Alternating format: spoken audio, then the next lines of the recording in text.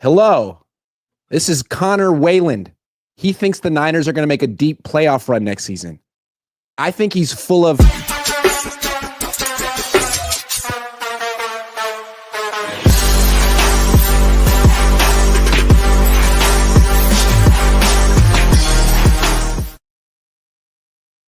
Yo, what's up? Welcome to Conor's Corner. That's Conor Wayland. I'm Grant Cohn. Conor writes for San Francisco 49ers on SI along with me and Tom Jensen and Jose Sanchez. Conor, thank you for coming on the show. How are you?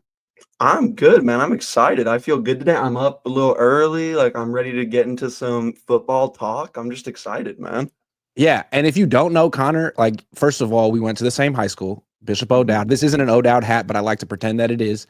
And he works at Italian Colors in Montclair. So if you're around town, you should probably check out Italian Colors. He's the tall dude that's very friendly and attentive and opinionated about the 49ers in particular.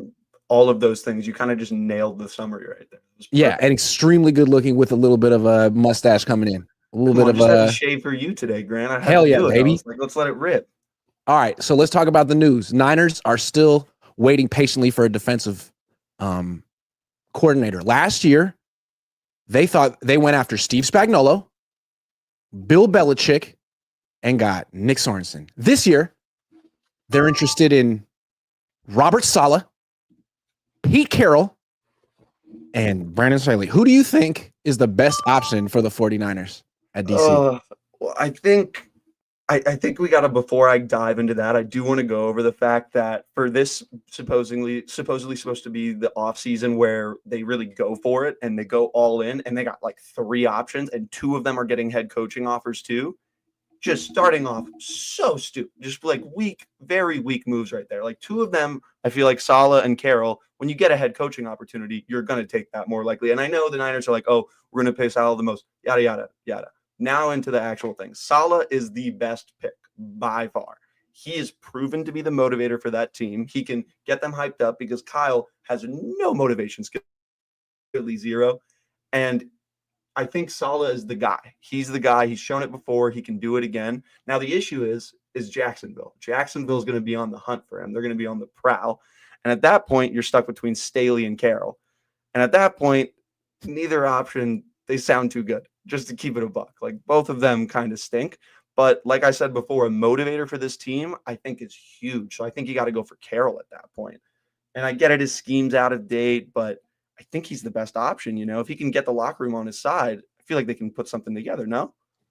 Well, I think Pete Carroll would be great for content. I think it'd be phenomenal to have him. I think it'd be terrific, and I want that. Brandon Staley would be kind of interesting too, but like in a way that like this is a train wreck and they're going to miss the playoffs and they might all get fired kind of way, which is depressing. Yeah. Pete Carroll might be a little bit more interesting. But to me, this feels a lot like last year where the Niners kind of, I don't know if they talked themselves into it or they were seriously, they thought it was a possibility that they could call up Bill Belichick and that he would be interested in being a defensive coordinator for Kyle. You really think Pete Carroll wants to do that? He wants to be Kyle's defensive coordinator. I'm skeptical about that one. I think that's a fair bit of skepticism to have because he hasn't been in DC since like 1996. Exactly, like before I was born. Like it just doesn't add up to me of him like being like, oh, I'm super open to that. And the Raiders are offering him a head coaching deal too, seemingly, and they're going to go for a quarterback so he could really get a full like rebuild a whole new team, be the guy, you know. Come here, you get to run the wide 9. You get to have Kyle Shanahan telling you what to do with your defense. It seems like I don't know. I mean, like, I'm just gonna, I don't even know if this is a crazy take or not, but like, could you imagine having to report to Kyle Shanahan after all those years of experience? Like, if I'm him, I'd be a little annoyed. Yeah. He's 73 years old and you have 45-year-old Kyle telling him about defense. Here's the thing. Another thing about Carroll, he's never run the wide 9 ever. So now you're asking him at 73 to adapt to something he's never done. Why? Old dogs, they don't learn new tricks, you know. But like, I think Carroll could figure it out definitely more than Brandon Staley could. Like, what has Brandon Staley done that was like amazing defensively? I get the 2020 Rams, but like they didn't even try and get him back after that. Like they were like, you're gone. Went to the Chargers, flop. I don't remember if you like saw the clips of him in the locker room giving pep talks after games. It was the most just stagnant, just terrible, like on the same line the entire time. Like there's no up, there's no, it's just terrible. Like, I could not imagine him trying to hype up a Fred Warner or something like that. Like, that's never going to happen. I mean, look at who that defense had in 2020. Aaron Donald, Leonard Floyd, Jalen Ramsey, Samson Ebukam. I mean, they had some players on that team. They had some dogs there. So, like, how much is that on Staley, and how much is that the talent on the team, I think, well, look, if they promote Brandon Staley, maybe this is irresponsible of me to say, but if they promote Brandon Staley, I think they're going to miss the playoffs and potentially finish last in the NFC West like they did this year. I don't think that's crazy. I feel like that's pretty sane. I feel like just because he doesn't really have it all the way there. But at the end of the day, what nobody can deny is that team is loaded with talent. Like, this Niners team, this record this season does not show the amount of talent that's on that team. So I think that even if they did Staley, I think their competence alone could get them to like 3 or 2, but it would be a battle nonetheless. Like, it's going to be difficult. My question is, like, what makes us think that Staley is better than Sorensen, considering that Staley was on Sorensen's staff and they were literally collaborating? This was the question I had last year when they promoted Sorensen. It's like, how is he better than Wilkes? They were working together. So I don't understand that. It doesn't make sense. I mean, the whole Wilkes situation as a whole doesn't make sense to me too, especially looking back, but Staley I just can't. I just don't like the guy. I can't get behind him. I don't think he has it.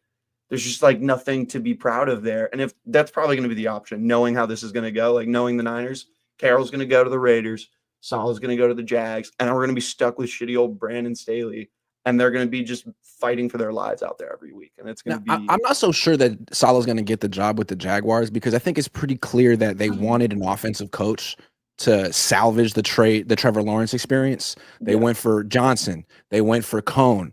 Then when they couldn't get Cohn and they figured out it's because Balky was there, they fired Balky.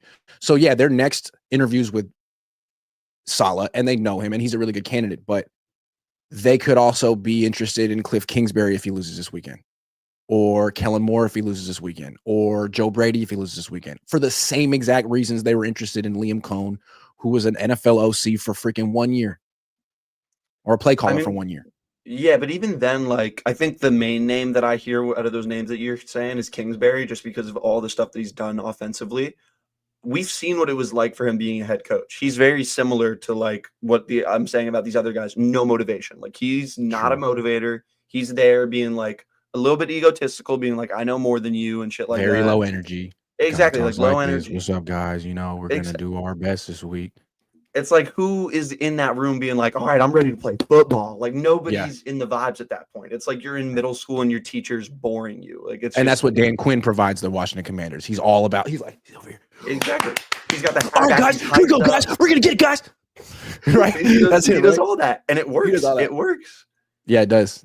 I mean, no one on the Niners is doing it. That's why the Niners are interested in Pete Carroll, because he claps. He's a really good clapper, and he chews the gum with conviction.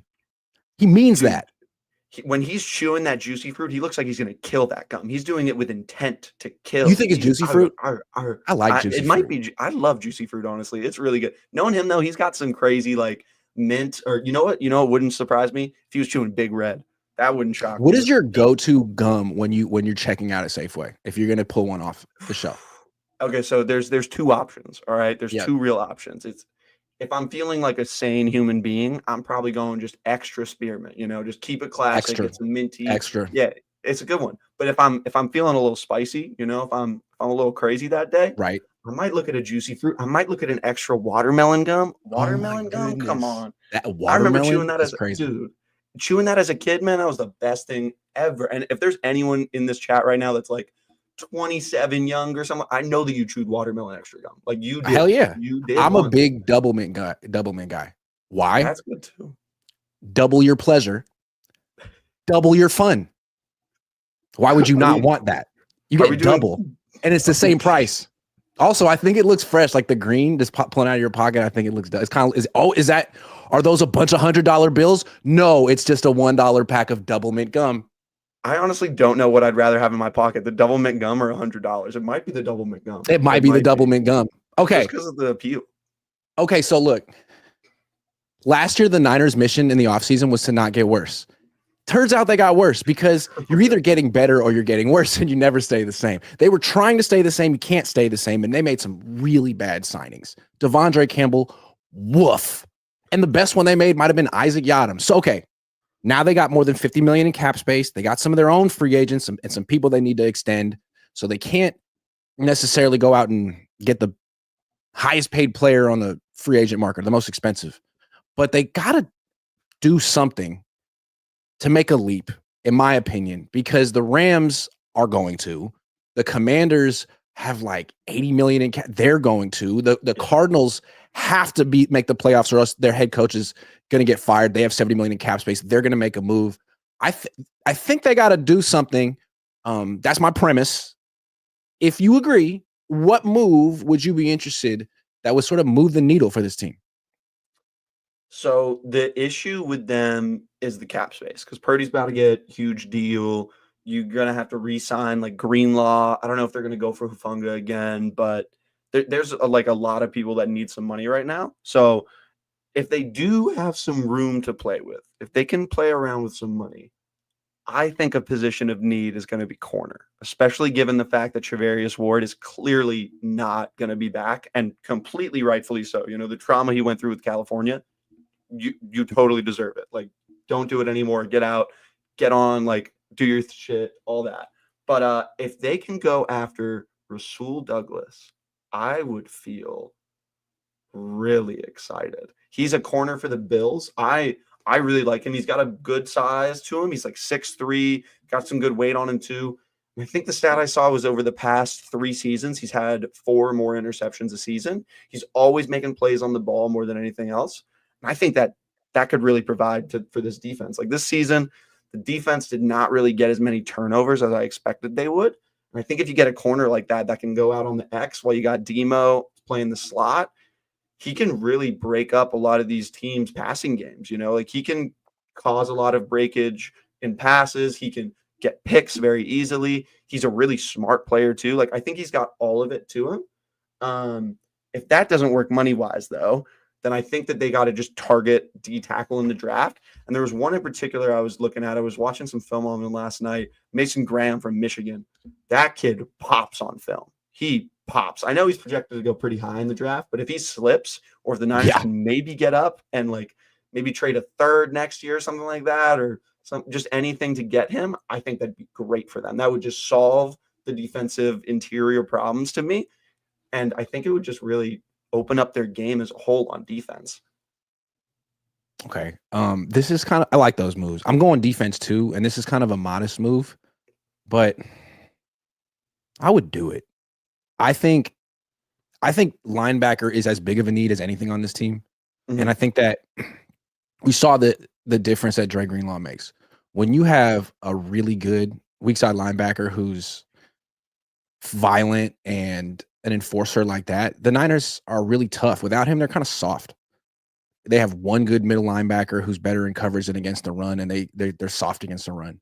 So I don't think they should re-sign Greenlaw personally, because I mean, he gets hurt a lot now. He's had big time injury issues, and you need someone who can play 17 games. And I know he looked really good, but I would offer him a 1-year deal. But if he gets like 2-3 years, 15, 16 million from another team, I'd let him go. And I would sign someone. I would sign Bobby Wagner. He was like one of the better linebackers in football this year. He would really, really improve their run defense, and he'd be there. Now he's older, but he's more dependable at 34 than Dre Greenlaw is at 28. Maybe I'm tripping, man. I don't know. What do you think? Well, I was thinking that you were going to say Bobby Wagner. Yeah, well, because I think getting rid of Dre Greenlaw is a mistake. It hurts. It hurts a lot. You can't keep saying like, man, we had you. You can't keep saying like, man, we got bad injury luck, but we signed these guys that have hella injuries. It's like, well, it's not luck at this point. But I don't know. Yeah, I get it. Yeah. Like availability is like one of the most important things in football. Yeah, so it's a big thing. But I just think even with Dre Greenlaw's injury history, I think he provides too much for that defense to just like let him walk like that. Like I get it. Maybe send him a low ball offer. I don't think a year. I think you got to give him at least 2 to 3 for him to even consider it. True. But do the money a little low, see what he says, start some negotiations. But him and Fred in particular, their bond, just like off the field and as humans, I think solidifies them needing to stay together as teammates. It's kind of like for me seeing like Steph and Draymond. Like I could never imagine Steph or Draymond not being on the same team together. It goes the same way with Fred Lorner and Drake Greenlaw. Like if they're not together, I don't think it works the same. And it I would be a do big like morale, not like the opposite of a boost if they lost Dre Greenlaw. exactly The like team the would be like, whole what are we doing? plummet. Okay. You talked me out of it. Hold on. I'm nervous because he gets hurt. But let's say they keep Greenlaw Mhm. and linebacker isn't as big of an issue. Do you think they re-sign Hufanga as well? That brings up the topic of how much is Hufanga going to get compared to Javon Holland? Because if their numbers are similar, you go after Holland, I think, just Well, I because. would think Holland would get a lot more because he hasn't been injured the Yeah, last couple of years. yes, I would think. I think he's definitely going to get a lot more money. But what I'm thinking is if Hufanga somehow he gets some crazy offers for some other team, and it's like the Niners' hand is forced that they have to like either submit that big offer to him too, or they got to move on. Like, do you think he'll get that crazy offer based off the last 2 seasons and the injuries he's had? the injury I history, don't know. no, but I wouldn't be surprised if a team that's buying right now, like a team like, I don't know, like the Bears or the Commanders or something like that, and they're like, you know The what, we got space. Commanders. See, they got space, and it's like, you know what, this kid, he can do something. Let's take a risk. If he's healthy, it's great for us. If he's not, it's whatever. We'll cut him or something like that. See, that's the Niners' problem. Is Adam Peters is over there in Washington, and he's got the quarterback on the rookie deal, and they have cap space, and he likes players at the nine. I mean, he brought a lot of these players here. So what if the Niners are like, yeah, we want Dre Greenlaw, and Adam Peters is like, word, so do we, and we have more money to pay him. You know what I mean? Like, oh, They whoops, become we the just new got Dre Niners. Greenlaw. Oops. Oh, we just got Jordan Mason. Oops, sorry, I liked him. Why was he over there? Because I wanted him. That's why. I I'm swear sure to there's God, more. yeah, if the Commanders, if they isn't like McKivitt's deal up too, or is it Aaron Banks? His deal's up. That's what it Aaron is. Banks. Yeah. So Aaron what if they Banks. signed They Banks, could sign Aaron Mason, Banks. plus plus I Hufanga mean, and who else are we Greenlaw? talking here? It's got to be more. Well, There's Hufanga. a lot of them. Yeah. If they Hufanga. got That's all who of I was them, thinking of. If not Shavarius Ward. yeah. Oh my God, they're really. So now that you're saying that, I'm really thinking about this. They're kind of like the new Niners. Like they have a quarterback Yeah. that's really good on a rookie deal. They have money to Yes. spend. Like, Yes. but they Yes. have And they're honestly they're in the better NFC team. Championship now. Mhm. Now. Can you imagine? They're going to be so much more talented on paper next year. So again, this is huge. This is a big offseason for the 49ers. You can't just extend Purdy and Kittle and Warner and bring back Greenlaw and Hufanga and be like, we're back. We're freaking back. Like, I'm not sure about that. You need to make a move. I'm not sure if it's an all-in move, but it's something to move the needle. And I'm not sure if I can't even think of one. I don't know what it is. Javon Holland would be that. But do they have the money for it? Javon Holland would be That's that. the issue. Yeah, he would, and it would be so good too. Because do you think there's a chance he would take a lower deal just to be like in this hometown again? Like, Where do you go to high school, baby? Bishop O'Dowd, baby. That's right. That's That right. was- how did you find that out, by the way? Did you see like that video? Are you of the dude kidding? You think handing I out wouldn't know jerseys? that? Oh, I didn't know that. I had no Every idea. time there's a player that comes out of O'Dowd that's in the NFL draft, I'm like, oh, Elijah Vera Tucker, Oh my God, no, that made me T.O.'s so kid, hyped. There's some T.O.'s kid. dogs. O'Dowd, we got some guys. We're not just a hoop. Were you school. there at We the got same time football. as him? I think you guys are like the same age. How old is Javon Holland? Let's look this up. Not Javon. I'm talking about Tariq Owens. Tariq Owens. My bad. He's like 22, I was like, no way. 3. Let's see. Javon Holland's like 26.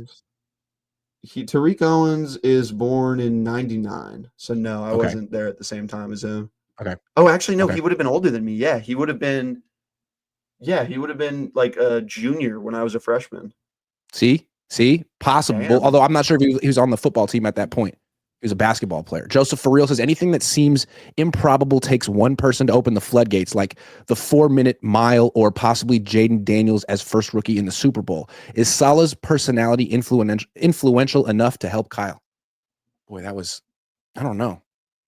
I think Salah is, no? Like, I mean, he feel like he's proven that. Like when they were at their best defensively, it was with Salah. And he was the motivator. Like he's a good compliment to Kyle, but I don't know if anyone's gonna like influence Kyle or change Kyle. No, Kyle will never change. That's something we all know. He's stubborn to a fault. And like I get it, I'm stubborn too, but like just to say it, like just admit it. Be like, yeah, I'm stubborn and I can be a little He bit would of a probably prick. admit it as well. Yeah. Yeah. Joseph for real says, I feel like Solid doesn't care to be here knowing Kyle's lack of self-awareness. Without a game changer, he's a mid OC. He has no way of influencing flow state. Bro's a stress ball, but actually a golf ball. He does have a lot of stress and anxiety. That's his Yeah, I vibe. mean, he That's might his need to take aura. like a couple Stress. days to just like take a minute, just like get that stress out of you, just take a breath, breathe, do your Jeez. yoga, whatever the hell you want. Do your yoga. So hold on. Let me go through like the top 10 free agents according to PFF. And we'll see if you tell me if the Niners have a realistic shot at any of them. 1, T. Higgins. No, too many wide receivers already. Hell no. Yep. But what's scary is he could go to Washington. He could go to the Rams. I'm honestly not too scared of him being like on the Rams or something like that because I feel like their passing game's already so good that I just don't see how much better they can get. Like Well, to me, they're good, but Puka isn't exactly like a deep threat, and Stafford has an incredible arm. You gave him someone he could really throw it down the field to, they'd be better. And T. Higgins, I mean, he's not a 4-3 guy, but I do think I'm just saying. He's got burners. He's got burners. He's got bounce. Burners, though. Yeah, He's got big burners, time. though. He's kind of like an Trey IU, Smith, though. guard. Dude, I'm so Trey fast. Smith? Trey Smith, Kansas City, guard. Oh, that's like the one that really is hurting me because I just think he's going to need too much money, and I think we're only like two offensive pieces away, like for the offensive line. That I just don't think it's worth it. No, I know you like. It's a lot of money. It's a lot of money. Probably more than $20 million a year. Javon Holland, number 3, probably $15 million a year. If Hufanga leaves, go for him. Get him. Do it. Sure, that's a good one. Chris Godwin. Too old. No. Too many receivers. Khalil Mack. Oh, this one hurts me. I love Khalil Mack. So I was raised a Raiders fan, and I love that man. He would bring so much leadership to that team. I just don't think that they're going to be able to offer him the right amount of money, and it's just not worth it. If he wants a small deal, though, give it to him. Give him a small deal. He's amazing. Are you still emotionally invested in the Raiders now that they're in Las Vegas? Yeah, a little bit. It's not enjoyable. I mean, I'm more invested into the Niners now because that's the face that all my friends who grew up Raider fans make when I ask that question. They're like, yeah. It's like it's the face, dude. It's the face of somebody that's been going through. It's hard to get excited about that. Yeah, it's like a person that's been through Stockholm syndrome for years. It's like they're my captor and they have me held, and I love them. Like that's why I never was a Raiders fan. Like, first of all, the Niners won the Super Bowl when I was like 97. So I was old enough to enjoy that. I was emotionally invested in Steve Young. They were great. The Raiders come back the next season. They freaking suck. And I'm supposed to be excited about that? Like, no, I already have my allegiance. Sorry. It's over. Too late. You should have came back in 93. I'm just happy that you were like wise enough to not have hope because every year that the Oakland Raiders were a thing, I had hope every year. And it never went my way. But I Jeff Hostetler experience? Oh, you were too young for that. You were too young for that. You were there for Rich Gannon. Yeah, a little bit. I've seen clips and tape of Gannon, and he was great. And old Gruden before, all the other stuff came out about him. I loved Gruden before that. Early Gruden, not controversial, problematic Gruden. Not email Gruden. Yeah, speaking Oh, boy. Gruden, all right. So let's get into the draft a little bit, courtesy of BetUS, Sportsbook, and Casino. We got the money line for who the Niners are going to take with the 11th pick. Here's the favorite, Shamar Stewart, the defensive tackle, I believe from Texas A&M. Then we got Jalen Walker, Abdul Carter, Mikael Williams, James Pierce Jr., Josh Connerly Jr., Kelvin Banks Jr., and Nick Squirton. Any of those names jump out to you that you like? I mean, honestly, the favorite Shamar Stewart is probably it. But like, I'm more curious to hear if you got any like dogs in this race that you're really like, oh, that's the one. Like, you see any of these lower names that you're like, oh yeah, that's it. Well, I mean, the way I look at it is like the Niners obviously need to address both trenches, obviously. Yes. But the way I also see it is, I mean, get out of here. Hold on, let me just do this. If you have the opportunity to take off like a surefire Nick Bosa, Trent Williams, it's a no-brainer. But it doesn't seem like the Niners are exactly in that spot at 11. So you're looking at guys who are like not necessarily blue chip prospects, but they're close. Mhm. And to me, it's just harder to find offensive linemen than defensive linemen. Like there's so many good defensive linemen everywhere, and they're in free agency, and you can platoon them. But good offensive linemen are kind of rare, and you have to draft them and you have to develop them. So I'm interested in Kelvin Banks Jr. He's That's a at dog. I like that. Texas. I don't know if he's going to drop to the Niners at 11. Honestly, he could go to the Bears at 10, but he's 6'4". He may not have 34-inch arms. Not sure that some people say be better at guard, but his tape looks like he could be like a Pro Bowl, All Pro player at any position. He seems really, really good in like the screen game and the run game, and he's super quick. And he looks like he's like very light in his feet and pass protection. I'm not the greatest. I'm not a good scout of any position, but I'm just saying, I mean, if this is a blue chip offensive lineman, you could play him at left guard. And then when Trent Williams gets hurt or he retires, you can move him to left tackle.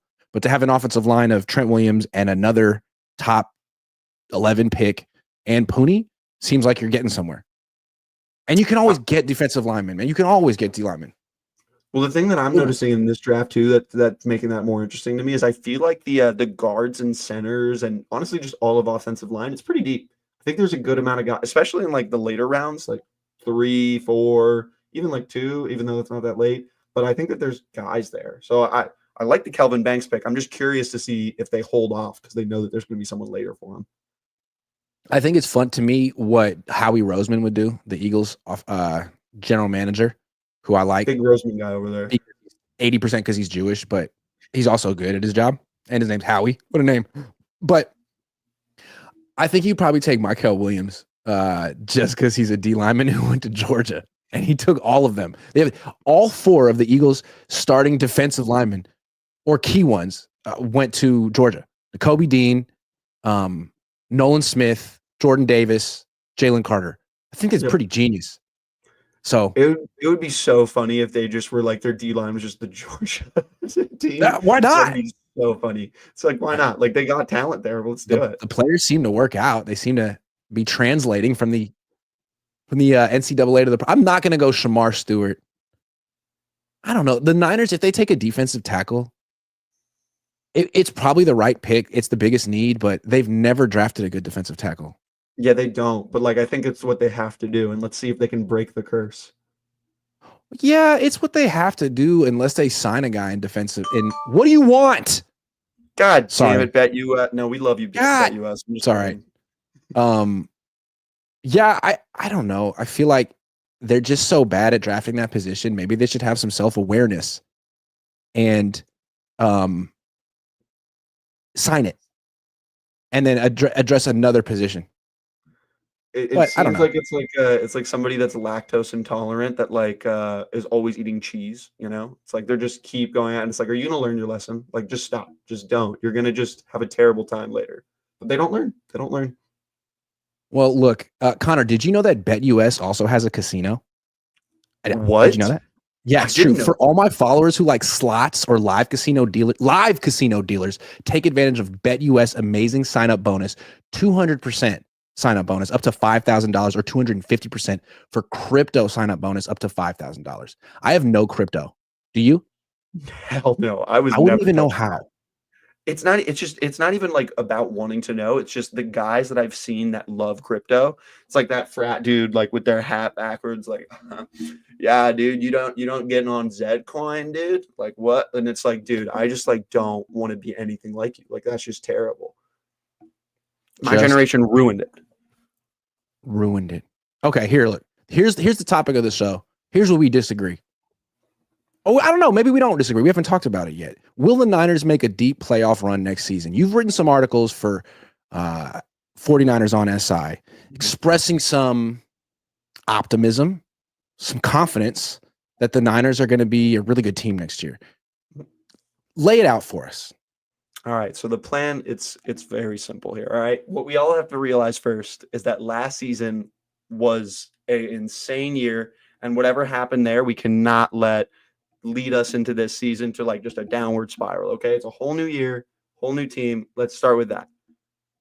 Defensive coordinator. That's first. If they get that right, if they get Salah or Carroll, I think that immediately brings the defense way back up. Not to what it was before, but it brings it way better than it was this season. So much better.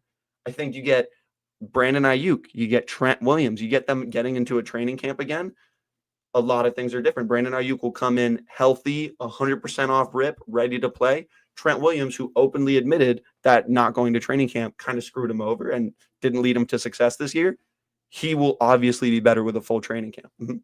Respectfully, I'm not so sure that Brandon Ayuk's going to be physically ready for training camp. He could be sort of in a Talanoa Hufanga situation. Hufanga tore his ACL midseason last year. But no, that's a great point. There should be no holdouts this offseason. Yeah. Yeah, that should be priority number one. That's something the Niners can control. And Ayuk should come back at some point, but Ricky Pearsall will have a full offseason. Trent Williams will have a full offseason. Christian McCaffrey will have a full offseason for sure. It just gives them the opportunity to get the reps that they need to feel confident, feel comfortable, and then they can start rolling again. Then you add in somebody like Ricky Pearsall, like you just said. I think, like I agree with PFF. I think he's going to break out next year. I think he's going to be awesome. And when he breaks out and he does well, you can minimize Deebo Samuel's role a little bit, which just bolsters the offense as a whole. It just makes it way, way, way better. Defensively, if they can sign some of these guys that we're talking about or draft really well, the defense can be really, really strong. Like Malik Mustafa, who they drafted last year, has looked amazing. Like I have a lot of faith in him. He's great. He's such a run stopper too. The way he comes downhill, he's trying to knock your teeth out. I like him a lot. Maybe Jair Brown can bounce back. I mean, he had one good year, one not so good year. Exactly. Yeah. So like he's proven he can do it. He just didn't do it last year. So we can see what happens with him. Demo is awesome. Like they really have all of the talent. Like I was saying Bernardo Green could take a big step this year. Exactly. I don't see that one happening as much, but it could happen. You know, I'm never going to. You're not a Bernardo Green guy? Not too much. Not too much. I'll be honest. I'm not a fan of really any corners on that team other than Diamador Lenore. Like I don't. Pretty good. Yeah. Like that's why I really feel like that's a need.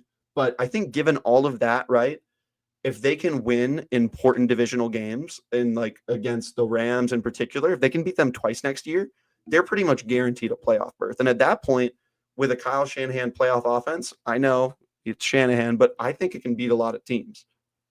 So you think the 49ers getting healthy and having a full offseason means that they're will be in a position to beat the Rams twice? Here's my thing with the Niners. They will have an easier schedule next year, but they're just coming off a season in which they were 1-5 against their own division. They're going to have to face all those teams again twice. Mm-hmm. And again, Arizona is going to make some big moves. Doesn't mean they'll work out, but they're going to spend money this offseason. The Rams are going to try to make one all-in move. They always do. And even the Seahawks, like they fired their offensive coordinator. They could make a couple moves to their offensive line. That's a team that's right on the cusp of being good. They're pretty mediocre. So, are you feeling confident that the Niners are going to win in their division next year? 100%. Even with all of that, I think that even if the Cardinals, they do spend all that big money, even if Seattle fixes up their O-line, even if the Rams get T. Higgins, I think if you look down the board, the Niners are still the more talented team. And I think you can make a really good argument, too, that Purdy is a better quarterback than most of those guys. I will not argue that he's better than Stafford because Stafford is incredible and he's been on a tear. But I definitely say he's better than Kyler and Geno. And I think whenever you have the best quarterback, it gives you way better chance to win a football game. My thing with Brock is that I think he's kind of like Kyler in the sense that he's killer if he's throwing 25 passes or 27. But once he gets into a game where he has to throw 35, I'm not as confident and I'm like sort of waiting for the interception. And I think with Kyler too. And like, so that brings me to Christian McCaffrey. He just had a season that was a complete throwaway season. He's going to be 29. Do you look at him as a running back whose body's beginning to break down and he's going to be in and out of the starting lineup? Or do you see him as a guy who's got one more killer season left? His body's broken down. I don't think he has any more killer seasons left in him. What I will say, though, is that he's definitely not like going to be the same, and he's going to be used like crazy. Shanahan, he's not good at resting people. He's just going to use him, and he's going to do it until he just gets destroyed, until the wheels are completely off, which is so sad, and I'm not excited to watch it. But that's why they also need to target in this draft. They got to get a running back. They got to get somebody that can take snaps for Christian McCaffrey because he needs it. He's clearly not the same guy he was. He's getting hurt. He had the double Achilles issues. Like if you think he's going to come back 100% after double Achilles, that ain't happening. He's definitely not going to be 100%. Is he still going to be a starting running back? Yeah. But that's another reason why I'm skeptical of the 2025 49ers being materially different than the 2024 49ers, because here comes Christian McCaffrey back and he has a whole offseason. It's like, all right, this year we're going to keep him healthy for 17 games by doing nothing differently. It's the Kyle effect. You know what I That's mean? the problem. We're Yeah, going to no. lighten his workload. No, we're not. No, we're not. You know what I mean? Like, no, they're Yeah, not. So they won't. if he's in and out next year, maybe they draft Ashton Genty or some really good freaking running back in round 2 or 3 or wherever they get him, and it's no problem. Maybe their last 7th round pick is the Brock Purdy of running backs, and they're cool. But otherwise, they got a big problem. I always feel like Kyle's offense goes as the running back goes. When he's got Mostert or like prime Debo or prime McCaffrey, hard to beat. But when he doesn't, it's beatable. Yeah, but I mean, I feel like even during this last season, like when Garendo was getting snaps, like I don't think Garendo's like a starting running back on every team. I don't even think he's not even like a second string running back for most teams. But he looked good. Like the Niners run offense. I'm gonna give Kyle credit. It's a good scheme. Like they can run the football pretty efficiently. And Garendo looked awesome when he was You know doing what I it. like So about like, Garendo? yeah, The receiving potential. see, exactly. Like he's a pass Like he's catcher not and the he's quick. most instinctual running back, but he's got speed, which means he's super dangerous on those outside runs and any type of route, especially down the field. And they hit him down the field a few times. That And it has looked to be a amazing. bigger part of their offense next year. Him. Big time. Yeah. And you know what they say? You know what they say? You can teach somebody how to be a better receiver. You can teach somebody how to catch the ball better. What you can't teach speed. And You he's can't. I got would it. like to see them throw screens to Garendo because all it takes is like one good block. You get him in space. He doesn't have to weave through people. Just outrun the defense. Get him in space. I love the deep throws to him. I would like to see. That's one way they can make a deep playoff run next year is someone like him getting way better. And I feel like the Niners on offense, they have these players who have more to give. Jawan Jennings is a great example. And it takes Super Kyle Bowl. like a little bit of time to figure out a role or expand his mind and change things because he's so locked into what was working in the past. Yeah, I feel like that they'll save that moment for like the playoffs, assuming that what I'm saying happens and they actually go to the playoffs next year. Because that's what it kind of felt like with Jawan in that Super Bowl run that we had a couple years ago. It It was was like happening. I didn't Yeah. really know about him, and then suddenly he was popping off, and it was like, oh my Suddenly god, everyone knows Jawan. I'm letting him throw in the Super Bowl Yeah, exactly. Which was and his like touchdown. awesome. Yeah. It was so awesome. Like that must Yeah. When Ben imagine that Johnson moment for called a him. pass for his wide receiver, that shit got picked. Jawan Jennings didn't get picked. If it was Jawan, would have been a touchdown. Just saying. Touchdown. Would have been. Yeah. Yeah. So look, I'm not so sure that the Niners are going to make a deep playoff run. And I think I keep going back to this, like this DC search. Let's take it full circle to where the show started. If they get Robert Saleh, I could see it. But if they get Brandon Staley, I'm expecting a complete train wreck.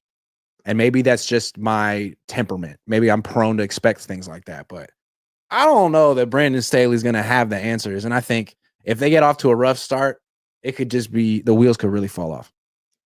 Yeah, Brandon it could Staley. get bad. I mean, but the good news, I mean, yes, I'm trying to think of like some sort of rebuttal for that, but like there's really nothing because Staley he just stinks. He just stinks. Like I don't get it. I don't even get why they signed him last year.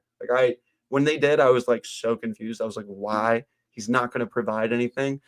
And they want to keep him around. So I guess they're going to move him up possibly. And if they do, oh, it's done. It's done. The defense will never be the same. Okay, last topic. Mhm.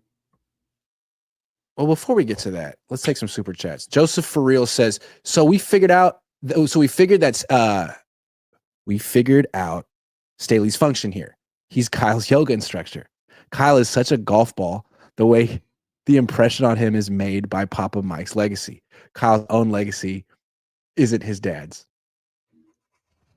All the dimples is the impression. Yeah, I'm just thinking His dad let pretty Gary Kubiak call plays. How come Kyle won't let Clay Kubiak call plays? That's what I want to know.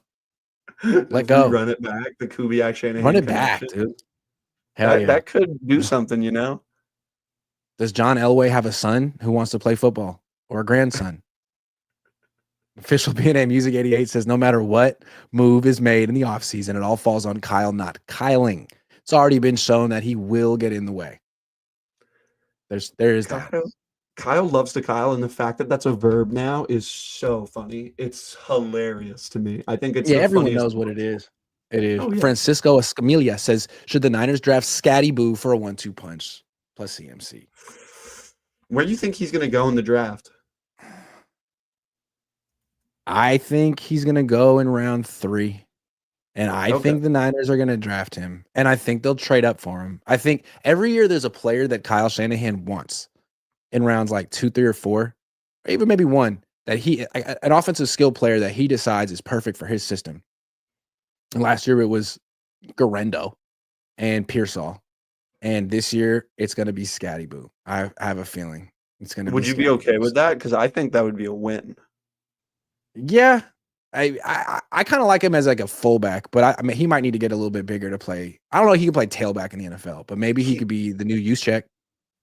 I think he's better than that, though. I think he's got some Marshawn to him where he's just like not going down. He's just got this balance to him that's like really. He's really way better than Juszczyk, considering Juszczyk's not a freaking runner.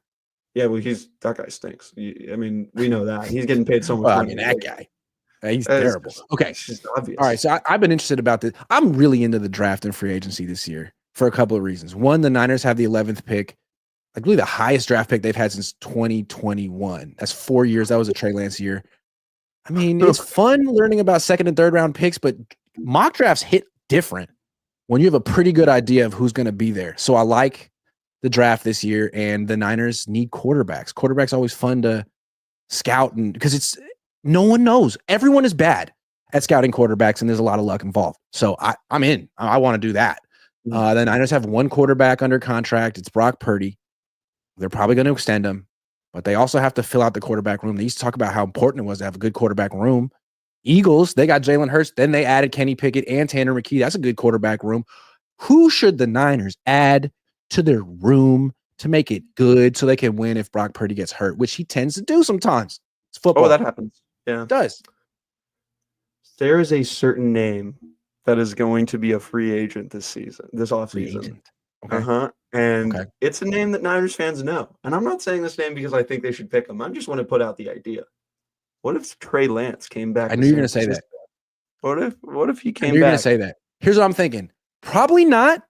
I'm thinking, but what about if he goes to Washington? Adam Peters. I bet you Adam Peters was a big reason the Niners drafted Trey Lance. Does he still believe in him? They need a backup for Jaden Daniels. That's what I'm looking for Trey Lance. Yes. That would be good for him too, honestly. Like that'd be a good fit. But the as much as a fun joke it is to say that, I think the real answer is you got to go for I don't really like the idea of drafting a quarterback in the draft for them because I think they need to make use of their draft picks on players that'll actually make an impact like pretty quick. But out of the guys that are on free agency right now, you got 2 guys in particular that are vets that I think could help Brock Purdy's progression and make him better. You got Marcus Mariota, you got Jacoby Brissett. Those are 2 guys that I think have great football knowledge to them. It's not like they're dumb. Like they both are proven to be really good players. Mariota has a Heisman, for God's sakes. Like he's clearly got something to him. And I think if you bring them in, it can really help him out and give him, more education in the quarterback room to just improve his game. But then you look at a guy that's like younger that they can bring into the 49ers QB camp and make them like the new Sam Darnold and make him good. Zach Wilson's going to be free too. You get him, make him on the 3rd string team, see how he performs, maybe you can trade him through the year to a team that needs a quarterback if they like him, I don't see why not at that point. Like everyone's already turned their back on him. Why not give him a shot? I like that. Here's what the Niners are going to do. They're going to elevate Tanner Mordecai to the 53, and they're going to sign another undrafted free agent, and they're going to have 2 undrafted free agents and Brock Purdy, and they're going to think it's really cool. Hey, look, we didn't invest anything in our quarterbacks. I'm sorry. Maybe they won't. But what I would do is I like the Zach Wilson one. That's kind of interesting. Give him a 2-year deal, probably cheap. What I think was rough about the Darnold thing was they gave him a 1-year deal. He learns your system, and then he leaves and plays well for someone else. I mean, if it's going to take you a year to teach a guy your system, maybe like a 2-year deal, keep a guy around so you're not just like preparing him for the next team. You want to you don't want to be constantly teaching a system to a backup who can't play, and then he learns your system and he's gone. So yeah, Zach Wilson to a 2-year deal. That's interesting. What about like Justin Fields to a 2-year deal? I mean, I know he's not a good fit, but every team is looking for all the remaining quarterbacks are dual threats. Yeah, A good dual threat quarterback is the ultimate weapon in football. yeah. They're hard to It's find, amazing. and they take a little bit of development sometimes. Not saying he's one, but he's kind of failed on 2 teams. What do you think about Justin Fields?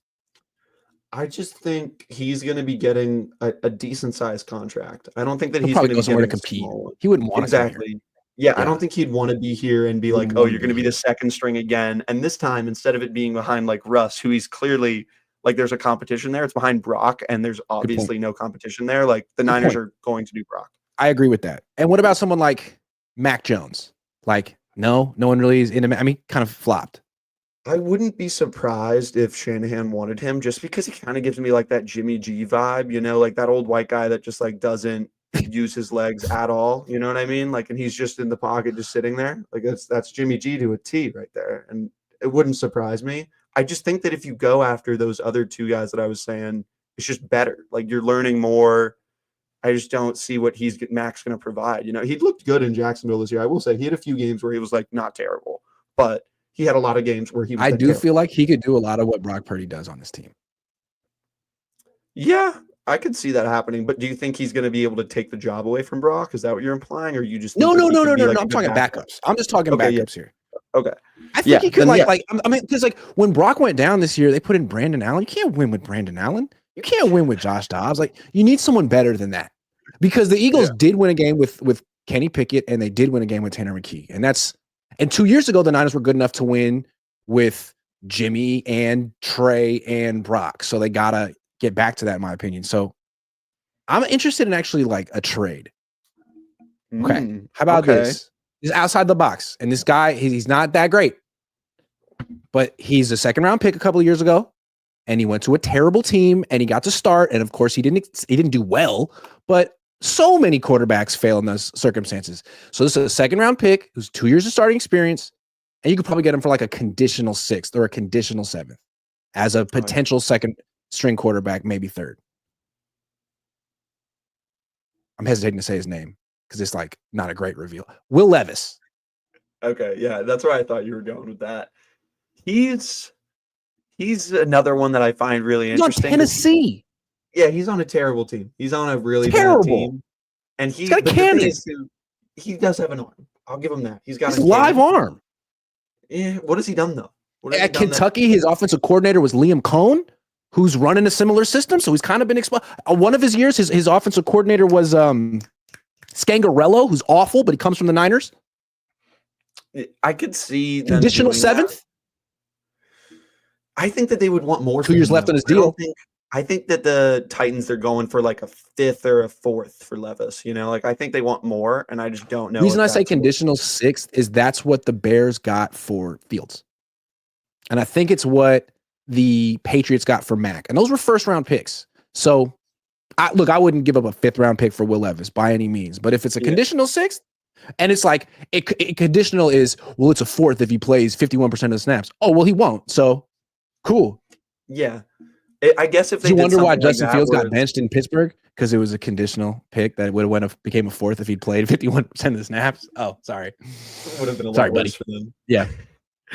I guess I like that a little bit, but I just question, like, because for Justin Fields and for Mac Jones, they were both unhappy in their situations, you know? Yeah. So it was like they kind of needed. He might want to go to a place where he has a chance to compete. Also, Barry Baller 18 says Levis makes terrible decisions. True. Yeah. We need to talk about more. Sam Darnold does. We got to talk about Levis's his meme moments that he had of like him throwing the pick. He's on the ground like this, and then like next week. It's true. It's not a great one. Again, I'm not talking about him taking Purdy's job. I'm just looking for backups who are better than Brandon Allen and Josh Dobbs, and maybe Will Levis isn't one. I feel like people in this draft are talking about it's not a good year for quarterbacks. Yeah, if you're looking for a franchise starting quarterback, maybe not. But if you're looking for a backup, I think there's a lot of interesting options. And again, I said earlier, there's Jackson Dart, although I'm skeptical because he plays for Lane Kiffin, who's had a lot of quarterbacks who've produced in college but haven't translated.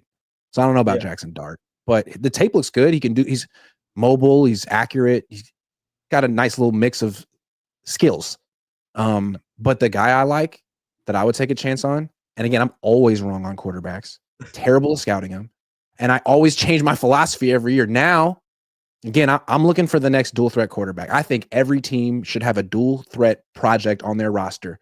It could take 3 years. It could take 5 years. But if you hit on that guy ever, it's the best weapon. And I like that Green Bay has Malik Willis on their team, even though they have to run a different offense with him than they do with Jordan Love. I think it's smart. So I would take, if I were the general manager of the Niners, well, I'm not going to say it because I haven't even seen the combine yet, but I'm interested in Jalen Milroe. I'm interested in Jalen Milroe. And let me say why. His passing is rough. He's raw. So is Jalen Hurts at Alabama. I mean, they're very similar. They have the same first name. They played at the same school. Their numbers at Alabama are very similar. And Jalen Milroe is a better athlete than Jalen Hurts. Like Jalen Milroe is going to run a 4.3 at 220 pounds.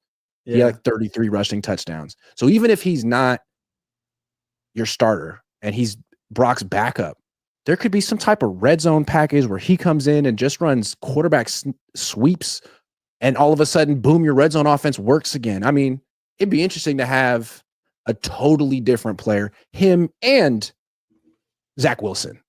I'm just interested to have. I know Kyle doesn't want that skill set, although he dabbled in it with Trey Lance. Milroe is such a better athlete than Trey Lance. Yeah. He's a better athlete than freaking Christian McCaffrey. I mean, faster, bigger.